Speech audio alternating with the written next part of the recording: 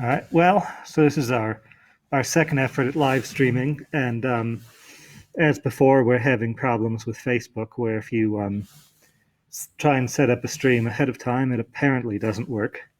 But right now, my campaign manager is working on this.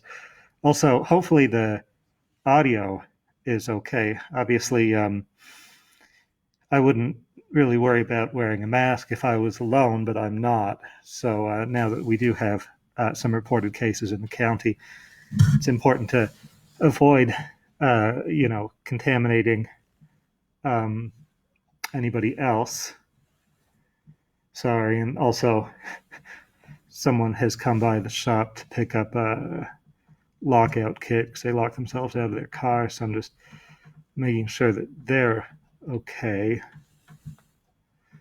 Um, and yeah, so hopefully we'll get this back on track in the future. And I guess next time we just won't schedule a stream ahead of time, um, and we'll just use the feature that actually works, which is going live immediately.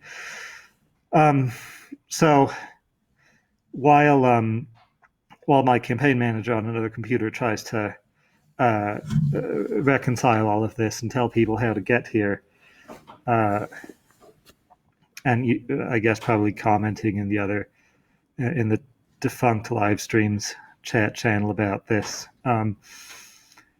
I'll say a few things about what I've learned in the last week. So I know it's been going around a bit, but probably the most important thing for business owners to know at the moment is that while, as I said, there's sort of the big open question of whether or not it's even possible to um, so yeah, uh, whether it's possible to assist businesses at the state level, and my suspicion is that it is not. Um, the federal government has recently passed something called the CARES Act, coronavirus, I don't know, something or other, like relief, assistance and relief, something like that. Um, the biggest thing for small businesses is that so the federal government operates a small business lending program, the Small Business Administration, which I assume most business owners are already familiar with in some fashion because SBA tends to get a lot involved in things like startup loans. Uh, there's, you have to drop oftentimes $50,000 just to get a business moving because of all of the investments you have to do into the space. For us, of course, hydraulic lifts. Other businesses will have to do things like a lot of interior renovation, oftentimes things like painting, decorating, stuff like that. So SBA is often involved in things like that. So the big thing that's happened recently is that the Congress has authorized SBA to do loan forgiveness. So that is, if you borrow money from SBA and put the proceeds of the loan towards rent, mortgage, utilities, and payroll, you can be eligible at the end of the year for forgiveness of portions of borrowed money used for those purposes. Uh, it's not exactly a complete solution for businesses that are shut down because, of course, um, not having bills is not the same as making money. So I'm not exactly sure how well this is going to get us through the next year for businesses that have had to shut down. But we can all certainly hope for the best on that. Um, so there's that. On the residential side, I believe that this has also authorized some mortgage forbearance as delaying of payments on mortgages until the crisis ends. So these things are all worth looking into. So for business owners who don't know or don't already have a banker, I did ask who the SBA lenders are in the county, And I was told that there are three. They are Enterprise Bank and Trust, New Mexico Bank and Trust, and Century Bank, which is, of course, in the pad sites near the new Smiths. Um, so that's kind of the main thing there, at least in terms of what I've found out for real. Uh, let's see. Besides that, another thing that's come up recently is that a volunteer organization has sprung up to provide things like what calling to check up on people, providing information, um, and doing shopping and delivery for people who are who don't feel safe going out or shouldn't go out because they're symptomatic. So that's definitely worth looking into if you are younger. So the group is called All Together Los Alamos. There was a article, at least on the Los Alamos Reporter, recently about them. So if you're interested in volunteering, the reporter has the link to that and the number to contact them at. Um, let's see. Besides that, of course, the council chair recently announced that there has been a confirmed case in the county, probably more than one. I know that over the weekend, um, the Department of Health organized a batch testing at Overlook. Unfortunately, right now the tests are still slow, so we won't really have a great sense of the extent to which the virus has made it into the county for a few days yet. Um, and unfortunately, because of I imagine limited testing supplies, uh, the testing criteria were still pretty strict.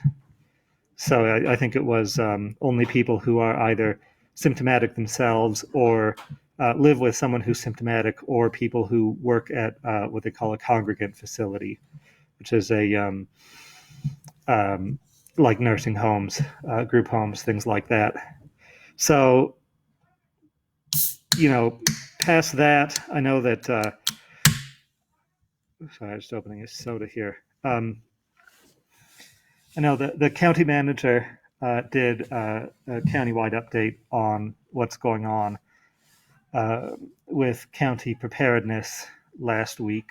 Um, I don't think I could adequately summarize it because he and the county's emergency management uh, coordinator person talked about it for like an hour and said an awful lot of things.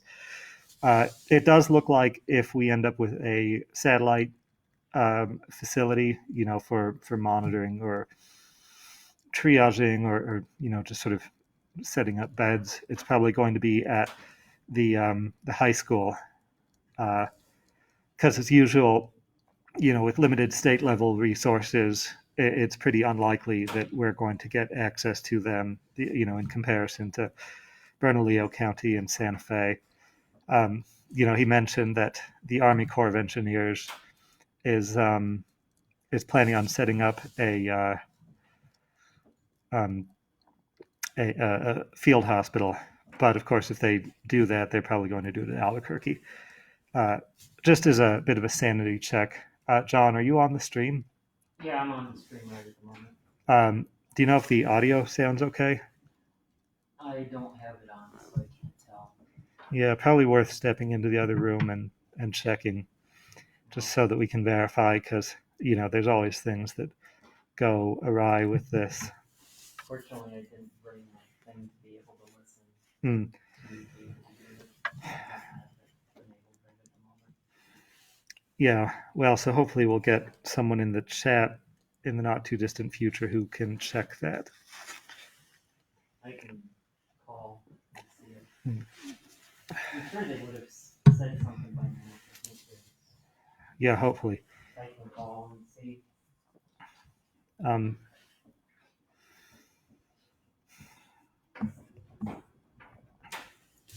okay, yeah. Yeah, Jordan said the audio is good. Okay. All right, thanks. So yeah, that's about all I have on the virus situation for the county at the moment. I guess the other thing that is probably worth mentioning is that I've heard from pretty reliable sources that we are probably, at least not in the near future, going to be getting any uh, rent abatement for non-essential businesses. So that's probably the biggest sort of near-term hurdle that we're going to have to put up with is businesses that aren't flush with cash really hitting the wall on rent payments. I am deeply concerned that we're going to see a spate of even more business closures in the not too distant future, and that really does bother me a lot. And unfortunately, um, in the near term, I'm not sure that there's a whole lot that can be done about it. I know that um, because of the SBA lending facilities that have been opened up, there's certainly at least some ability to buy time, but it doesn't look like this is going to be a fast crisis. And so then the problem with a loan program that's forgivable at the end of the year is that you still have to service that debt through the end of the year. So for businesses that are shut down and not making any revenue, there is a serious question about whether or not they'll even be able to manage loan servicing through the end of the year. So that has me, that has me seriously worried. Um, so let's see, is there anything else uh, to really discuss here? I mean, I don't think that this is an N95 mask, although CDC guidelines have gone to saying that people should wear a mask, even if and I guess they say particularly not N95 when going out, just to protect others and themselves. So at least um, over the last week, the shop did manage to source a small number of masks. So we can't exactly be giving them away because we have to worry about our techs going into people's cars and them wearing masks while doing it. So I think we need all of our masks, unfortunately. But at the very least, it means that the shop, I think, is in pretty good shape as far as protecting our customers goes. And most of our customers are likewise being quite conscientious about avoiding contact with us. So it's mostly just making sure that our techs don't contaminate people's cars. As I said, we're taking pretty extensive precautions about that. Um, so yeah, let's see.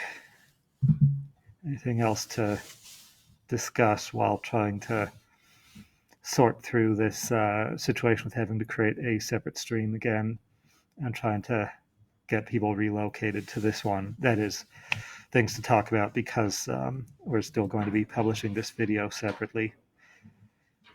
I know that's kind of one of the problems with the live streaming as we currently have it established, is since I'm trying to post unedited videos so that there's no question about whether or not I'm trying to I don't know edit out portions of the videos or anything. I like to present them unedited, but that also kind of puts me on the spot a bit to talk without without any comments on the left side here, at least until I manage to sort that out.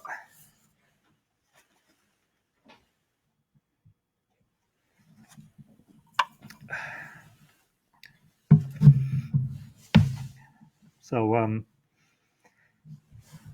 don't know. Anybody in the stream or in the room got anything?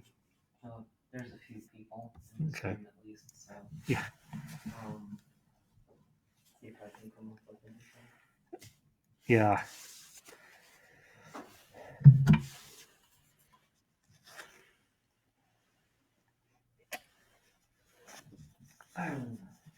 Any word recently about, you were talking last time about, there was sort of a mutual agreement between the county and certain buildings. Oh, right. Those for, Oh, yeah. So it's the agreements between the county and organizations to use space.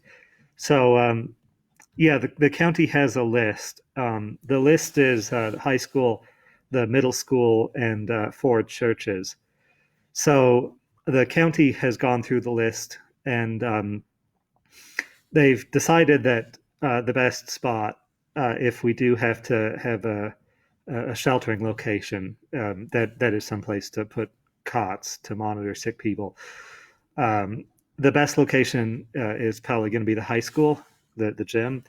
The two big reasons being, of course, the high school already has adequate utilities to do something like that, and of course, the gym is a big open space. But most importantly, the high school is really close to the hospital, so it would seriously lower the sort of logistical overhead of doing something like that, which which was always kind of my understanding. I always figured that if we were, that's once I heard there was a list and heard the schools were on it, I pretty much figured it would be the high school gym. Um, yeah, I mean, certainly as far as that goes, I do also absolutely maintain that, um, the biggest issue, and I think this is the kind of the biggest hurdle that's stopping uh, sort of real commitment to the high school is that we just don't have that many doctors or nurses here. So, so related to that, any thoughts on how to attract more medical profession in the future? I mean, obviously it's not something you can solve right this instant, but how can we attract more medical profession people to live and stay in Los Alamos? yeah, so the question is about how we attract more medical providers. So yeah, that brings with it both a short term and a long term component. In the short term, we have the question of just what do we do about the current pandemic, and as I've said before, I do think the biggest thing is to get uh, volunteers, a volunteer corps, trained in at least um, being able to go around and monitor patients and at least just get collect vitals, things like that. How to take temperatures, because we're probably going to have a medical equipment problem, so we're probably going to be looking at actually taking temperatures old school, with thermometers. Uh, so methods for collecting good data on that front. Collecting pulse, things like that. I certainly don't know how to take anybody's pulse, but I could definitely be trained to do it, and lots of people in this county could be trained to do these things, so that at least we don't need nurses to be focused on going around gathering data, and instead we could have volunteers doing data gathering and providing that to nurses. I think we really need to be doing that. I'm hoping that as more volunteer activity starts spinning up in the county, we can start actually introducing sort of rudimentary medical training into that, because I do feel like that's going to be a serious problem in a month or so. In the longer term, so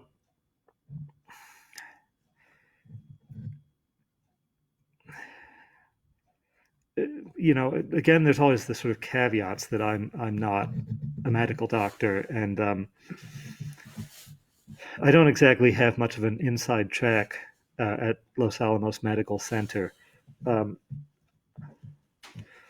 but I do believe that as a matter of county policy, the problem that the county will always have with the medical center is that if you so again, I'm talking about next year in this, how we solve the long term problem of medical providers in Los Alamos. So this that issue heated up at the end of last year, beginning of this year, surrounding the the sort of warnings, I guess, that the medical center was going to stop providing OBGYN services. So that's at least why the context in which I've thought about the medical center more broadly. So the thing that worries me about, again, next year, the county dealing with the medical center, is that if you go to the negotiating table with nothing, then nothing is what you'll get. So um, the county basically needs to look at how they can put pressure on the medical center in order to go to hospital administration from a stronger position. Uh, Now, that said, of course, we can't try and lean on the medical center today. Today we just need to try and get through this crisis as well as we can. Um, so I guess I'll say again, this is definitely, or it definitely has become a long-term point. Something where we don't act now. But there is always one big um, bargaining chip that the county has when dealing with the hospital, and I know it's a bit unpopular to say it, but I think the medical center has pushed us enough to justify it. The big power that the county has is eminent domain. Um, within the state of New Mexico, or I guess to back off a bit and talk about eminent domain broadly. So the Supreme Court has ruled that eminent domain is usable for public purpose, and that was actually to defend municipalities being able to seize property. And I say seize. Eminent domain is the power of forced sale. Uh, so a property taken under eminent domain, the owner is compensated appraised value for it. But anyway, federally, municipalities are allowed to uh, force the sale of property for resale to private developers. That is actually not allowed in New Mexico, right? So when it comes to something like this, that in general, lower levels of government are able to be more restrictive, but not less restrictive than the federal government or than governments above them. But when it comes to something like eminent domain, which is a power of the state, lower governments can always be more restrictive on themselves. So the state of New Mexico does not allow eminent domain for resale to developers, for example, but it does allow seizure of property to be put to public use. So, when it comes to the hospital, we could, if push really came to shove, actually seize the hospital and run it as a county service. And for all the complaints people may have about the county government, my feeling is that operations has always been a strong suit of the county. The county is always really good about things like trash service, road maintenance. Right, the county is really proactive about maintaining its own roads. The county is very good about plowing, almost too good about plowing, one might argue. So, if the county gets put into the position of administering a hospital, I think we'll be fine. But at the same time, I don't bring this up to say the county should be running Los Alamos Medical Center. I'm saying that eminent domain is a great bargaining chip to use. It's something that makes it so that county council can go before hospital administration from a position of strength. Right? They don't have to always be hat in hand. And broadly speaking, I think that is kind of one of the weaknesses of this county, is that the county often has a tendency to approach these sorts of things hat in hand, in spite of the enormous powers it has at its disposal. So as a result, people may not believe me when I say this, but I think the truth is the county gets pushed around a lot. And I think that the county really ought to be focusing more on strength. Though, of course, I do say that with all sorts of caveats.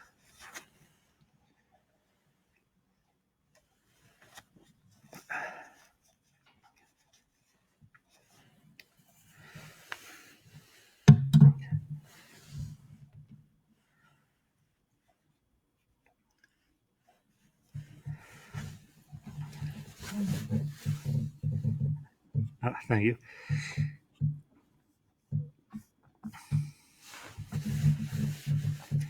Yeah, I know. One of the other things that's really awkward about live streaming is that there's a ton of delay between me saying something and it appearing to anybody else on the stream. So there's always this sort of lag on the comment front. Right. Let's see if I can come up with another question. Next time I'll be prepared and try and just make a list in general for these downtimes. Yeah, I know. Live streaming is always kind of a tricky business because, when it comes to doing static videos, I'll sort of think about the issue idly throughout the week. What sorts of things would I like to talk about, and then I think about what I'm going to say. But of course, the other advantage to the static videos is that they're just a lot shorter. Yeah. So if I'm talking for 2-3 minutes, it's pretty easy to sort of come up with a clear, just breeze through something. Mm-hmm. But when it comes to talking for, a half hour, an hour, that's certainly a lot more complicated. Right. We could always switch back to alternating, maybe back to back live. Yeah, well, so I guess, one of the big things that we learned this week is that we just can't trust Facebook's claim that you can schedule a live streaming event ahead of time because it never works. Yeah. And that's going to be particularly tricky, I guess, since I definitely appreciate that not everybody likes Facebook. I know that in terms of Los Alamos, one always thinks about Facebook as where a lot of the sort of public political discourse goes down, which is one of the big reasons we chose to use Facebook so much as part of the campaign. But at the same time, I know well that not everyone wants to deal with Facebook. And they're a big sort of whatever, they're the biggest kind of spy organization or private spy organization there is, and I certainly could never hold it against anybody not wanting to subject themselves to that. So we're trying to branch out a bit past Facebook, and of course ordinarily that would mean knocking on doors, going to events, having booths, that sort of stuff. But obviously, we can't do that now. I can't be a part of the problem. So, any updates on the signs?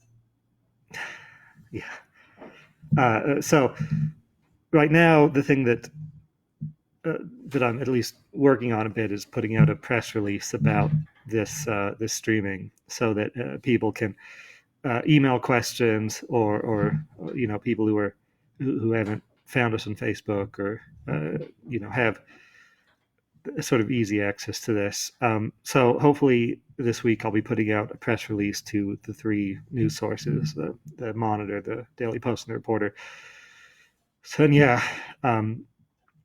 So John asked, any updates on the signs? So the signs is another fascinating situation.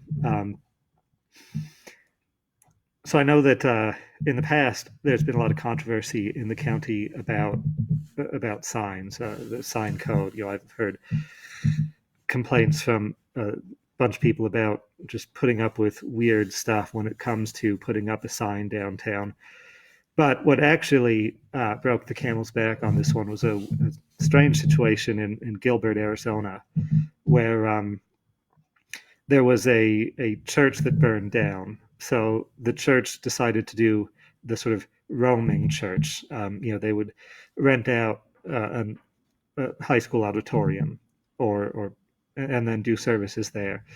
So since they were doing that, they put up signs directing people to the church, to where services were today.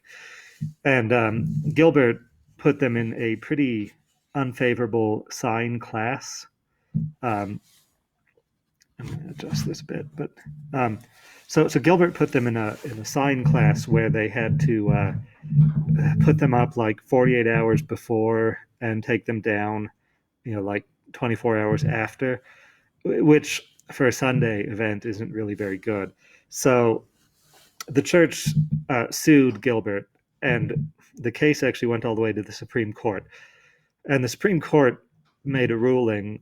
That's the U.S. Supreme Court. So the U.S. Supreme Court made a ruling that while municipalities are still allowed to regulate signs, they are not allowed to consider the content of signs when doing that. So that has real problems. So you can't look at the message of a sign. So one of the things that's fascinating about that for us now is that having a regulation on political signs or campaign signs, the vote for Sean Williams kinds of signs, you can't have separate rules for those kinds of signs than you can for any other kind of sign. So the county initiated a rewrite of the sign code, and the rewrite that they'd been working on was much more generic. So it simply stipulated that there are sign districts, and within each sign district, you get regulations chiefly on how big signs can be, or how much total square footage of signage you're allowed, and whether or not signs can be illuminated. So that matters mostly for the commercial residential distinction, that you kind of expect to have lighted signs in a commercial area, and you don't really want that in a residential area. But that obviously opens up the problem that people do like to have illuminated signs around Christmas. Not just the question, are Christmas lights signs, but just people like to have peace on earth or Noel kind of signs that they light up. And so the issues crop up there as well of if you ban illuminated signs from residential areas, then by code you would be banning lighted Noel signs. But of course, the counter argument with that is, in any month other than December and arguably November, you don't want illuminated signs in front of houses. So anyway, all this is to say that the county attorney's office had been working on this revised sign code that simply says, things like a business can have 10 square feet of signage per square or per foot of frontage. There's how much of the business is exposed to a public road. But the last I'd heard about this was that it had stalled out, and I don't exactly know why. But apparently, for the foreseeable future, the sign code for the county is remaining the same. I can't exactly say that I'm happy about that, because I think the generic sign code that the county attorney's office had been working on, in spite of these sort of technical problems with it, was still a good thing to be doing. So I'm just trying to center myself a bit more in frame so that it doesn't adjust the light levels as aggressively. Anyway, so yeah, I don't know what's happened, but for the time being, the current sign code prevails. If you're interested in terms of what that means for the vote for Sean Williams signs, the code is that political signs can go up 60 days before an election. So we are, I believe, in that period now, because the next election is the primary, both for this race and for the national races, the U.S. Congress and president. So we are within 60 days of an election. So it is now time to hang up signs. And as far as this campaign goes, I have ordered signs. but obviously things got a bit delayed because of the virus kicking in, and just trying to get everything back on track for that. So I'm hoping that I'll get signs within the next week or so. As I said before, because the other problem then is how do you distribute signs when you are engaging in social distancing? So since the auto shop, automotive professionals is staying open because we're an essential service, we're going to have signs available for distribution here, and I'll talk to others and see if anybody else wants to be a sign distribution point, and I'll update you once I hear anything on that front.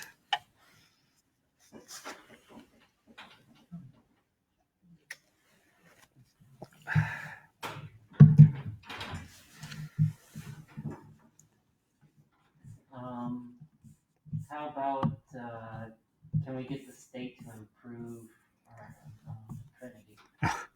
Yeah, so can we get the state to improve Trinity?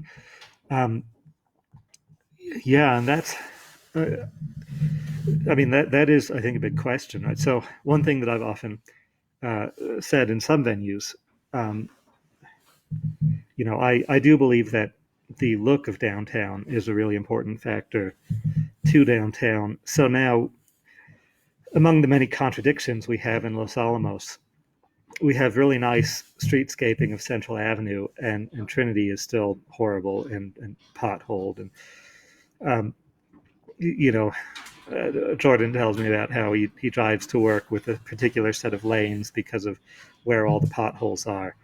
Um, yeah, and of course, the problem is that since Trinity is a continuation of a state highway, it is a state road. So I know that's something that the county occasionally tries. Um, Now,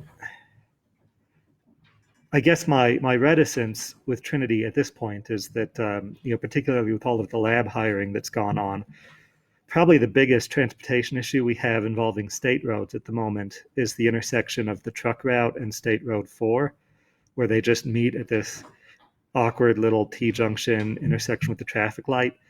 Uh, so traffic in and out of White Rock gets really bad at the start and end of the day. So I know that in terms of how you can, or how much you can push on another government to get anything done, unfortunately, I probably do have to say that the bigger state road problem at the moment is actually that one, getting an expanded intersection so the traffic doesn't gum up so badly getting to and from White Rock. Um, so that said, I'd certainly really like to try and push the state government into, at the very least, repaving Trinity, because it's really just at the point where it needs it. But even more so than that, the other kind of big thing that we need, I think, is streetscaping on Trinity, kind of similar to Central. If we can get the easements for it, it would be really wonderful if we could have um, bike lanes on Trinity as well. There's a decent amount of bike coverage on Central, but it would still be good, because there are still things on Trinity, and they're pretty awkward to get to on a bike. So yeah, Trinity streetscaping is something I think ought to happen. Unfortunately, I'm not sure where it lives on the priority list. Um, and then, on the subject of sort of downtown Los Alamos, transportation stuff, one of the other things that I'd really like to see personally is the construction of a municipal parking structure. Because, in terms of, the county getting more population, more traffic, I suspect that the problem that's going to hit us the hardest is going to be downtown parking. And, one of the complaints that people also very rightly make about downtown is just how much of downtown is devoted to parking. So we do need a more holistic solution in order to be able to open up more of downtown Los Alamos to commercial development.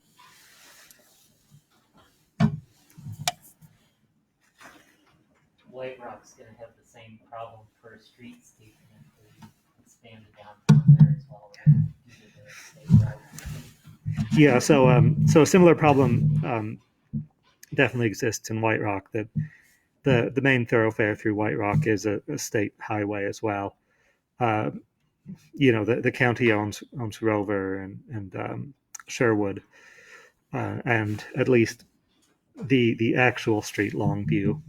Though, uh, another sort of fascinating White Rock fact that I learned recently is that the the Longview area, right? So there's this sort of collection of commercial buildings there, one of which has been torn down. So this is where Little Saigon and the toy store are. So the strange thing that I learned is that that road through that complex is actually a private road. It's not Longview. And this confused me for a long time. I'm pretty sure Longview actually fully connects Rover and Sherwood.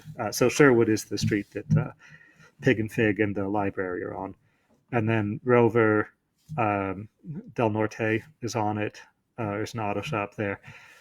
So yeah, Longview goes, I believe, all the way from Rover to Sherwood. But the little road there is actually private and owned by a commercial condominium that owns all those buildings. But I've heard that condominium is kind of defunct, and that's one of the big reasons that it's so bad. That the sort of ownership of that has gotten really weird and complicated.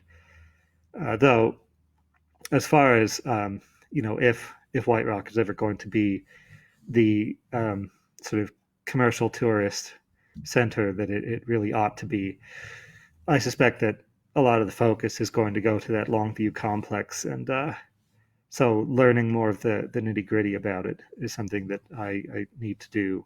I need to figure out who even does know. But of course, these are all things that have gotten really difficult to keep pursuing as long as we've been in this social isolation mode. That I haven't been able to hang out with county staff very much. I haven't really been able to talk to very many people about very much, which is really unfortunate.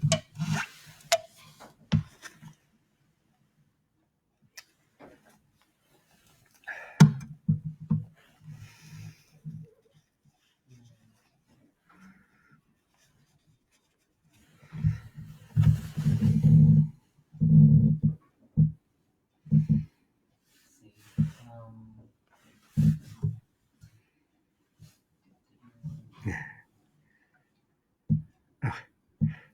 Oh, thank you. Uh, yeah, as I said, CDC guidelines have changed on this one. So it says not everyone can rock a mask. Um, yeah, so so were their guidelines always about who looked good in a mask and who didn't? well, certainly that's what you would expect of the president. Yeah. But it is worth pointing out, right, that so this I think is just an ordinary surgical mask that we managed to source from another business. But guidelines now, masks mostly protect others from you.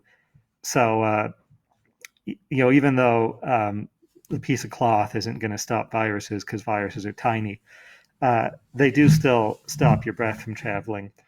So CDC guideline now is actually that you should wear a mask going out and not actually the N95. You should just wear a normal mask, including possibly a scarf wrapped around your mouth. So that is kind of worth pointing out. Everybody should be rocking masks themselves. Uh, and And there is something I read recently. Of course, information changes all the time, but they feel recent research suggests that possibly coronavirus has some sort of special property of hanging in the just in the air longer is a mist. So Yeah. So John was saying that one of the big concerns is that the coronavirus is able to stay airborne for several hours as in trapped in water, and that is that's just kind of the biggest problem with this virus is it's surprisingly resilient outside the human body as well.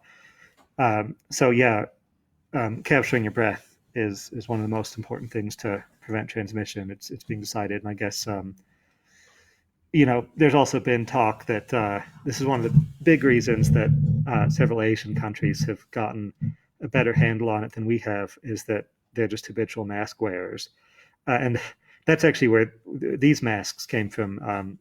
Chinese business owners who just were doing regular ordering of them, so they had a pre-existing stockpile. So that's at least how we managed to get a few. So everyone at the county working from home. So the county has also broken down its services into essential and non-essential. Most county services have been considered non-essential. So I know, for example, that the the community development division is mostly working from home. Our county planners are mostly at home. Uh, the big exceptions I'm aware of, besides emergency services, are that public works is still out and utilities are still out doing work. So I know they're taking their own precautions. I believe the municipal building is actually still open and that its front doors are unlocked and you can go inside, but the department offices are locked, and so you have to set a meeting ahead of time, and you need a good reason to be meeting in person.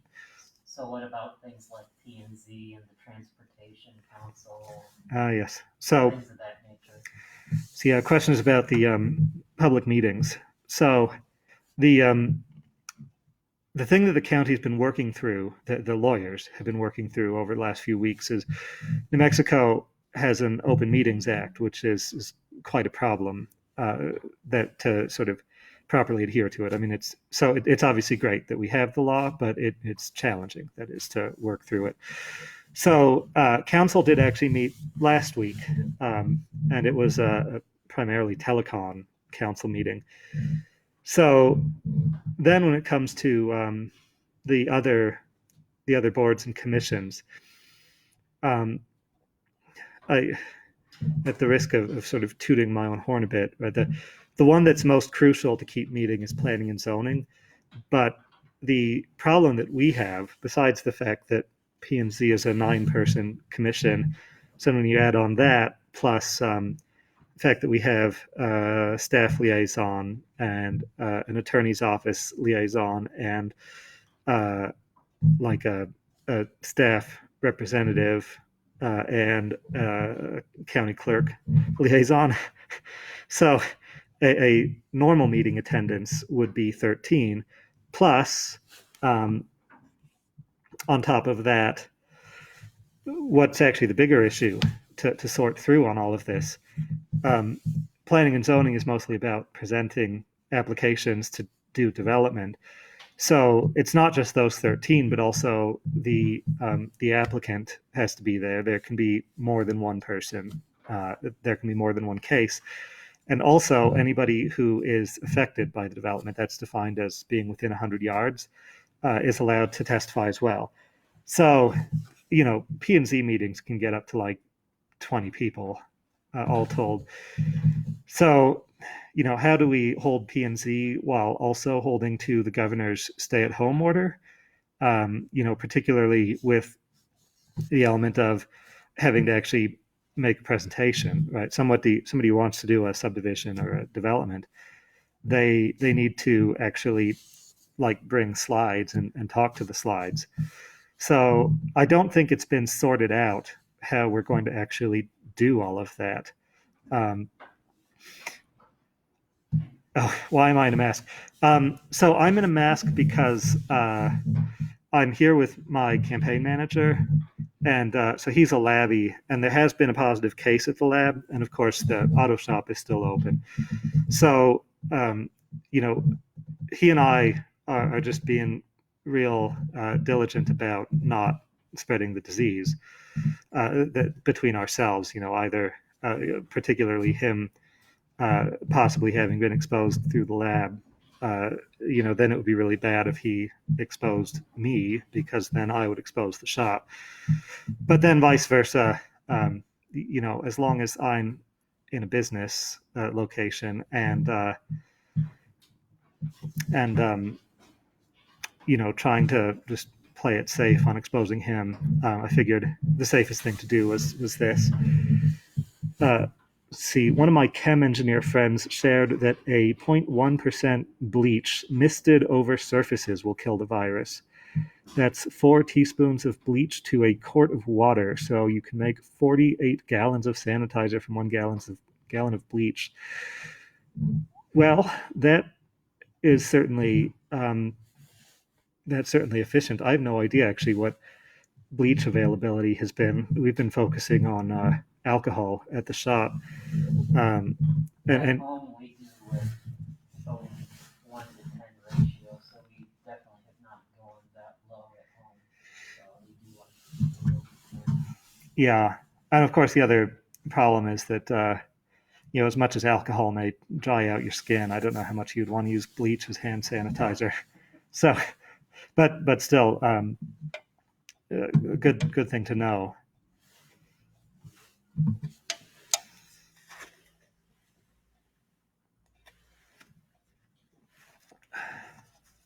think that's a question for Susan, probably. Yeah, I think so.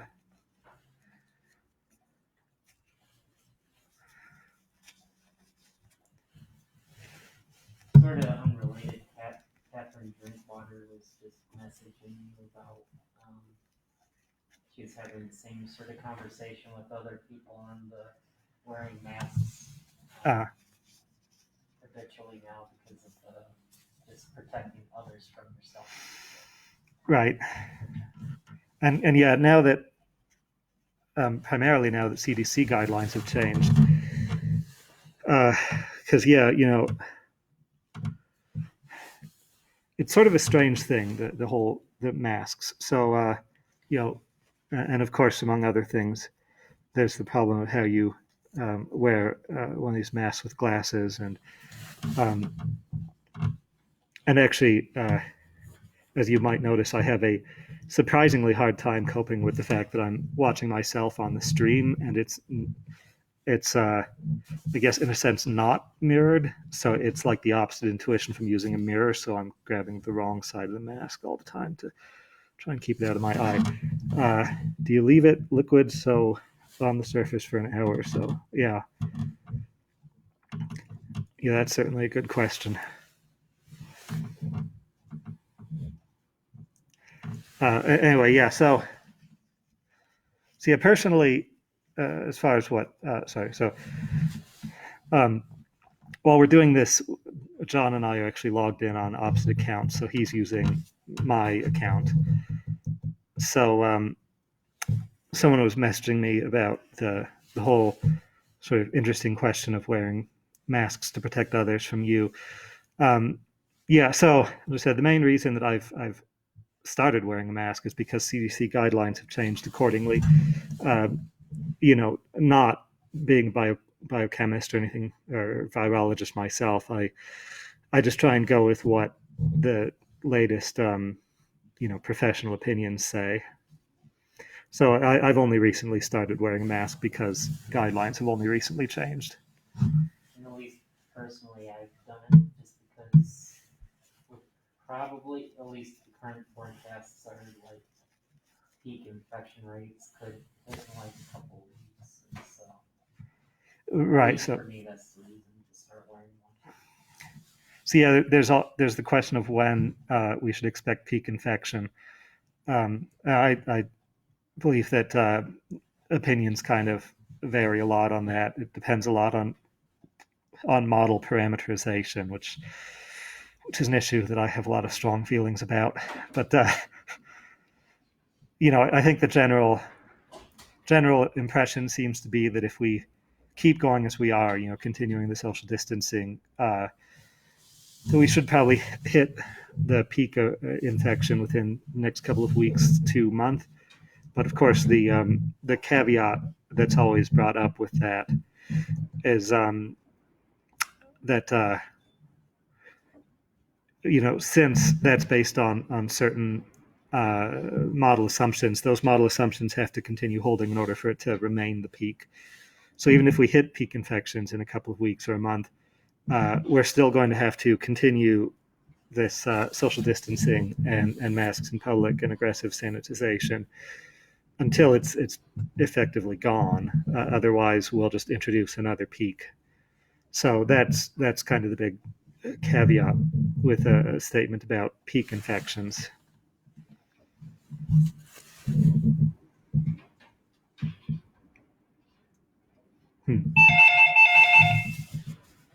Yeah.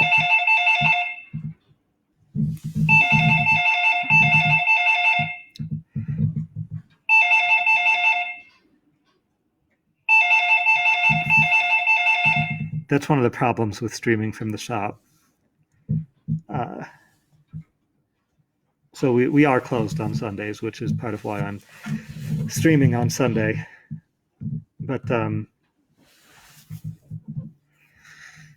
yes, people do call nonetheless, presumably to leave messages, and I think it's better if they leave a message with the answering service, a message, whatever, than if I try and write something down and it becomes another piece of paper for Jordan to try and keep track of. So yes, even though of course the text comments come in much faster than the verbal ones, yeah, we're nearing the end of the hour. So does anybody have anything else they'd like to talk about? And also the question, should we be looking at a different time, even though this is kind of a strange place to be asking that, since presumably this is for people who think this is a good time. Well, I mean, I'm just trying to emulate, this is kind of late, but I'm trying to emulate what I've seen in other live streams is like the chat person tries to engage the other people in chat, try and get them to talk. Right. I'm doing it quite late now. Yeah. I'll do it more next time and try and be your text MC to try and engage the people in chat to get them to ask you more questions. So you have been very good at keeping the conversation going, even though we haven't gotten many questions this time around. But hopefully I can keep things rolling with more technical answers. So, yeah.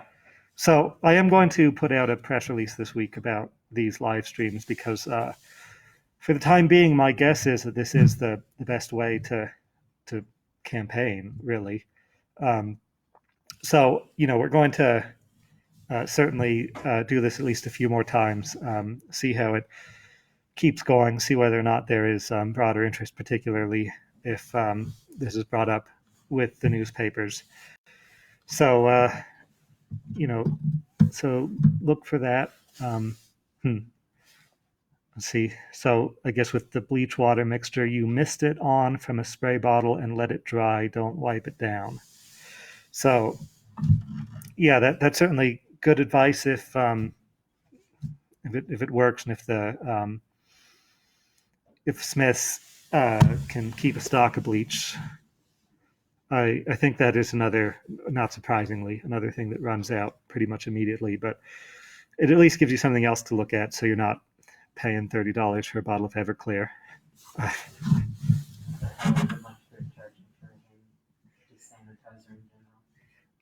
Yeah, and yeah, of course I guess it's alcohol, bleach, and hydrogen peroxide. Those are the main things people talk about. All right. Well, yeah. So we're even with the sort of confusion from the startup and Facebook's weirdness. We're coming up on the hour mark, even from the 2 minutes late start of the stream. So I think we're gonna wind this down and pick back up next week, and hopefully have some emailed in questions. What we'll do is just post an event, like a normal event, and then I'll immediately link the live stream to the event after we start. So, I mean, that's the good thing is at least once you start live streaming, it pops up on your Facebook page. But we'll just do a general event because we just cannot schedule a live stream for the life of us. So. Yeah, so we'll continue to work on the technical hiccups that we've had, but otherwise, hopefully things will go even smoother next time. This, for having a bit of a rough start, still at least ended up smoothing out. So yeah, I think that's about the end of it. So thanks for tuning in, or alternatively watching this later on YouTube or Facebook, and I'll see you next week.